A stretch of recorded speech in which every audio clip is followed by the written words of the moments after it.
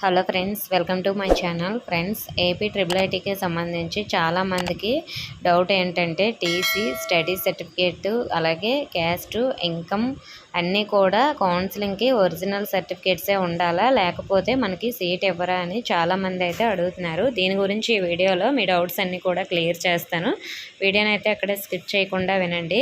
అలాగే కొత్తగా మన ఛానల్ చూస్తున్న వారు సబ్స్క్రైబ్ చేసుకుని పక్కనే ఉన్న బెల్ ఐకాన్ని ఆల్ అనే ఆప్షన్లో పెట్టుకోండి. ఫ్రెండ్స్, మనకి జూలై 11వ తేదీన ఫస్ట్ ఫేజ్ కౌన్సిలింగ్కి సంబంధించి ప్రొవిజనల్ మెరిట్ లిస్ట్ అనేది రిలీజ్ చేస్తారు కదా. సో మరి ఆ లిస్ట్లో నేమ్ ఉన్న వాళ్ళందరికీ మనకి సీట్ అయితే కన్ఫర్మ్ అయిపోయినట్లే. కానీ ఈ సర్టిఫికేట్స్ అన్నీ ఉంటేనే సీట్ అనేది కన్ఫర్మ్ అయిపోయినట్లు. ఎందుకంటే జూలై 11 లిస్ట్లో నేమ్ ఉన్నా కూడా మీ దగ్గర ఏదైనా సర్టిఫికేట్స్ లేకపోతే మాత్రం, లేదంటే ఏదైనా రాంగ్ సర్టిఫికేట్స్ మీరు చూపించినా కూడా సీట్ అనేది క్యాన్సిల్ చేస్తారు.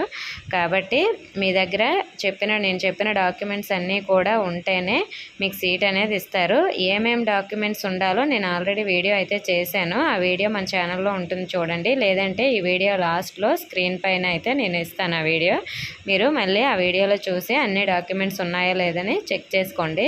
మరి అలాగే మనకి అన్ని ఒరిజినల్ డాక్యుమెంట్స్ ఉండాలా అంటే TC, study certificate, caste, income ఇవన్నీ కూడా ఉండాలంటే ఎందుకంటే చాలా వరకు మనకి కొంతమంది దగ్గర టీసీ ఉండకపోవచ్చు. మనకి వేరే ఇంటర్మీడియట్ కాలేజ్లో జాయిన్ అయిన వాళ్ళు అక్కడ కొన్ని డాక్యుమెంట్స్ సబ్మిట్ చేస్తారు కదా, మరి వాళ్ళు ఇప్పుడు ఒరిజినల్ ఇవ్వము అని అనొచ్చు కూడా. చాలామంది ఇంటర్లో జాయిన్ అయిన తర్వాత అక్కడ ఇంటర్ కాలేజ్ నుంచి టీసీ ఇస్తారు. 10th టీసీ అయితే మరి మీకు ఇవ్వరు. చాలా వరకు కాలేజీలో జరిగింది ఇదే. మరి అది ఎలిజిబుల్ అవుతుందా అని కూడా చాలామందికి డౌట్ అయితే ఉంటుంది కదా. మనం ఇంటర్ కాలేజ్లో ఆల్రెడీ ఇప్పటికే జాయిన్ అయ్యి ఉంటే అక్కడ వాళ్ళు టీసీ అనేది ఇంటర్మీడియట్ కాలేజ్ నుంచి ఆ కాలేజ్ తరపున టీసీ ఇచ్చినా కూడా ట్రిపుల్ ఐటీలో యాక్సెప్ట్ చేస్తారండి. ఏం ప్రాబ్లం లేదు. మీరు ఆ టీసీ అయినా సరే తీసుకొని వెళ్ళొచ్చు. అలాగే మనకి ఇక్కడ ఇన్కమ్ సర్టిఫికేట్ అనేది ఖచ్చితంగా ఉండాలా అంటే ఇన్కమ్ సర్టిఫికేట్ అనేది మనకి ఖచ్చితంగా ఉండాలి. కానీ కౌన్సిలింగ్ టైంలో మీకు ఉంటే మంచిది, లేదంటే ఫీజు పే చేయమంటారు అప్పుడే. లేదంటే మేము తర్వాత సబ్మిట్ చేస్తామన్నా కూడా మా దగ్గర ఇన్కమ్ సర్టిఫికేట్ ఉంది, మేము ఆల్రెడీ సచివాలయంలో అప్లై చేసాము, అప్లై చేసిన రిసిప్ట్ చూపించినా కూడా ఏం ప్రాబ్లం ఉండదు. ఇన్కమ్ సర్టిఫికేట్ ఎవరికంటే 2.5 lakhs లోపు ఇన్కమ్ ఉన్న వాళ్ళకే ఇన్కమ్ సర్టిఫికేట్ అనేది యూజ్ అవుతుందండి. మిగతా వాళ్ళకి లేకపోయినా ప్రాబ్లం లేదు. 2.5 lakhs ఇయర్లీ ఇన్కమ్ దాటిన వాళ్ళందరికీ, అలాగే ఇంట్లో గవర్నమెంట్ ఎంప్లాయీస్ ఎవరైనా ఉన్న వీళ్ళందరూ కూడా ఇన్కమ్ సర్టిఫికేట్ తీసుకువెళ్ళాల్సిన అవసరం లేదు. కానీ ట్రిపుల్ ఐటీకి సంబంధించి ప్రతి ఇయర్ మీరు ట్యూషన్ ఫీజు, హాస్టల్ ఫీజు అనేది మీ ఓన్ మనీతోనే పే చేసుకోవాలండి. ఇన్కమ్ సర్టిఫికేట్ లేని వాళ్ళందరూ కూడా PUC 1కి ట్యూషన్ ఫీజు 45,000, అలాగే మంత్లీ హాస్టల్ ఫీజు అంటే మెస్ ఛార్జెస్ ఉంటాయి కదా, 2,500 నుంచి 3,000 వరకు పే చేయాల్సి ఉంటుంది.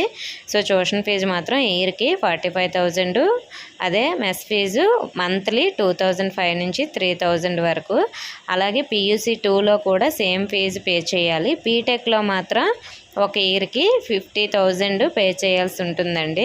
ఇన్కమ్ సర్టిఫికేట్ లేని వాళ్ళందరూ ఇది పే చేసుకోవాలి. ఇన్కమ్ సర్టిఫికేట్ సబ్మిట్ చేసిన వాళ్ళు, అలాగే తర్వాత ఇస్తామని చెప్పిన వాళ్ళు, ప్రూఫ్ చూపించిన వాళ్ళందరూ కూడా వాళ్ళకి గవర్నమెంట్ పోస్ట్ మెట్రిక్ స్కాలర్షిప్కి అప్లై చేస్తారు కదా, ఆ మనీ అనేది మీకు పడుతుంది. కాబట్టి మీరు ఈ ఫీజు ఏమీ పే చేయాల్సిన అవసరం ఉండదు.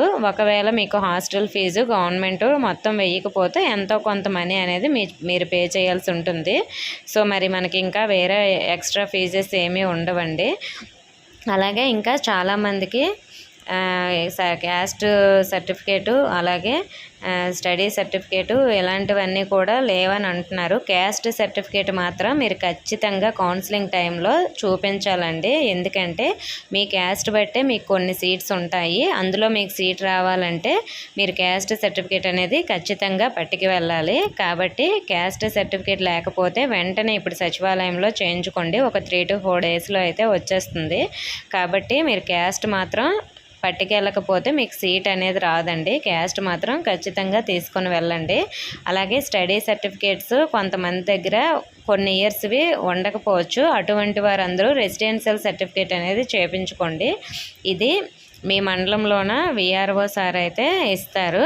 ఒకవేళ మీ దగ్గర ఓన్లీ 1 ఇయర్ స్టడీ సర్టిఫికేట్ మాత్రమే లేకపోతే కొంతమంది దగ్గర అంటే మనకి 4th to 10th క్లాస్ వరకు స్టడీ సర్టిఫికేట్ ఉండాలి కదా. కొంతమంది దగ్గర ఏంటంటే నా దగ్గర 4th క్లాస్ది లేదండి, 5th నుంచి 10th వరకు అయితే ఉంది అని కొంతమంది చెప్తున్నారు. కొంతమంది ఏం చెప్తున్నారంటే నా దగ్గర 4th ఉంది కానీ 5th క్లాస్ స్టడీ సర్టిఫికేట్ లేదు, 10th క్లాస్ వరకు కూడా 6th నుంచి అన్నీ ఉన్నాయి అంటే ఇలా కూడా చాలామంది అంటున్నారు. సో ఇలా ఒక్కటి 4th కానీ 5th కానీ ఏదో ఒక్కటి లేకపోతే ప్రాబ్లం లేదండి.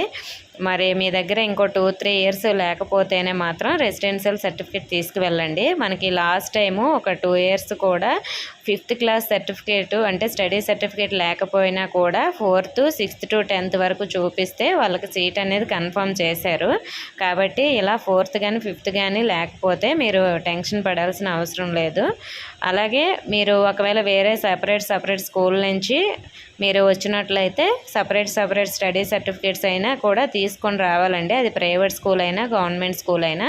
కొన్ని ఇయర్స్ మేము ప్రైవేట్ స్కూల్లో చదివాము, లాస్ట్ 9th, 10th లేదంటే ఓన్లీ 10th మాత్రమే గవర్నమెంట్ స్కూల్లో చదివాము అని ఇలాంటి వాళ్ళు కూడా ఉంటారు. మరి మాకు ప్రైవేట్ స్కూల్ స్టడీ సర్టిఫికేట్ మధ్యలో చదివినట్టు చూపిస్తే 24 మార్క్స్ యాడ్ చేస్తారా లేదనే డౌట్ కూడా మీకు ఉంటుంది కదా. మీరు లాస్ట్ 10th క్లాస్ గవర్నమెంట్లో చదివారా ప్రైవేట్లో చదివారా అని అది ఒకటే చూస్తారండి. మిగతావన్నీ కూడా మీరు లోకల్ ప్రూఫ్ కోసం మాత్రమే చూస్తారు. మీరు 10th క్లాసు గవర్నమెంట్ స్కూల్లో చదివినట్లయితే మీకు 24 మార్క్స్ అనేవి తప్పకుండా యాడ్ చేస్తారు. మిగతావన్నీ ప్రైవేట్ స్కూల్ అయినా సరే మీరు ఆ స్టడీ సర్టిఫికేట్స్ మాత్రం తీసుకొని వెళ్ళండి. అలాగే టీసీ అనేది ఒకవేళ మీరు అప్పటికి చూపించకపోయినా ప్రాబ్లం లేదు, మీ దగ్గర జెరాక్స్ ఉంటే అది తీసుకొని వెళ్ళండి. మేము వేరే కాలేజ్లో ఇచ్చాము, అది ఇక్కడ మేము రిపోర్టింగ్ చేసినప్పుడు కాలేజ్లో జాయిన్ అయ్యేటప్పుడు మేము తీసుకొచ్చి ఇస్తామంటే వాళ్ళు మీకు లెటర్ ఇస్తారు. ఆ లెటర్పై సైన్ చేసిన తర్వాత మీకు కొంత టైం ఇస్తారు, 1 వీక్ లోపు ఇలా సబ్మిట్ చేయమని. సో మీరు అప్పటికెల్లా మీరు సబ్మిట్ చేసేవచ్చు. కాబట్టి ఆ రోజుకి మీ దగ్గర టీసీ లేకపోయినా ప్రాబ్లం లేదు, అలాగే ఇన్కమ్ లేకపోయినా ప్రాబ్లం లేదు. కానండి మీ దగ్గర క్యాస్ట్ అలాగే 10th క్లాస్ మార్క్స్ మేము అలాగే స్టడీ సర్టిఫికేట్స్ ఇవన్నీ కూడా ఒరిజినల్స్ కూడా తప్పకుండా తీసుకొని వెళ్ళాలి. అలాగే ఏవైనా కొన్ని లేకపోతే జెరాక్స్ కాపీస్ అయినా తీసుకొని వెళ్ళండి. మస్ట్గా అయితే మీ దగ్గర క్యాస్ట్ 10th క్లాస్ మార్క్స్ మేము ఆ మార్క్స్ మేము మీద మీ ప్రిన్సిపల్ సార్ సైన్ అనేది ఉండాలి స్కూల్కి సంబంధించి. ఒకవేళ మీ దగ్గర ఆల్రెడీ స్కూల్లో సైన్ చేసి ఇచ్చి ఉంటే మాత్రం ఏం ప్రాబ్లం లేదు. మీరు బయట నెట్ సెంటర్లో జెరాక్స్ తీసుంటే మాత్రం స్కూల్కి వెళ్ళి ప్రిన్సిపల్ సార్ సైన్ అనేది చేయించుకొని తీసుకొని వెళ్ళండి. అలాగే ఇంకా కొన్ని డాక్యుమెంట్స్ అయితే ఉండాలి. అవేమిటో మీరు ముందు వీడియోలు చూసే ఉంటారు, నేను ఇక్కడ స్క్రీన్ పైన కూడా ఇస్తాను ఏమేమి డాక్యుమెంట్స్ అనేవి, అది కూడా చెక్ చేసుకోండి. సో మరి కొన్ని అయితే ఒరిజినల్స్ తప్పకుండా తీసుకువెళ్ళాలి, కొన్ని మాత్రం జెరాక్స్ కాపీస్ తీసుకువెళ్ళినా పెద్దగా ప్రాబ్లం ఉండదు, తర్వాత సబ్మిట్ చేస్తామంటే. అలాగే అడ్మిషన్ ఫీజు కూడా తీసుకొని అయితే వెళ్ళండి. ఓకే ఫ్రెండ్స్, దీనికి సంబంధించి మీకు ఇంకా ఎలాంటి డౌట్స్ ఉన్నా కామెంట్ చేయండి. మీకు ఇప్పుడు ఉన్న డౌట్స్ అయితే క్లియర్ అయ్యాయని నేను అనుకుంటున్నాను. ఇన్ఫర్మేషన్ నచ్చితే వీడియోని తప్పకుండా లైక్ చేసి మీ ఫ్రెండ్స్కి కూడా షేర్ చేయండి. మన ఛానల్లో సబ్స్క్రైబ్ చేసుకోండి. Thank you for watching.